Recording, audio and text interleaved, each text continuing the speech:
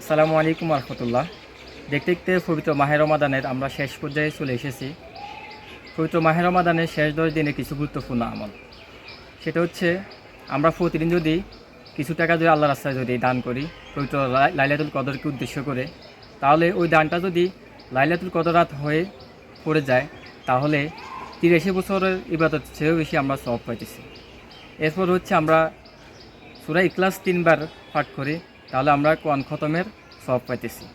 যদি ওই রাতটা যদি লাইলাতুল কদর রাত পড়ে যায়, তাহলে আমরা 83 বছরের চেয়েও ইবাদতের সওয়াব পাইতেছি।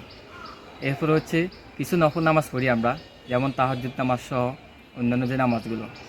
তো এই নামাজগুলো যদি কদর রাতে যদি পড়ে যায়, তাহলে আমরা 83 বছরের চেয়েও ইবাদতের সওয়াব পাইতেছি। সুবহানাল্লাহ। এই অল্প আমলগুলো আমরা যদি করি, তাহলে আমাদের জীবনে আমরা যে গুনাহগুলো করেছি অনেক সওয়াব উঠতেছে, এবং গুনাহগুলো আমাদের জীবন থেকে সরে যাবে এবং সওয়াব আমলের পরিমাণ বেড়ে যাবে।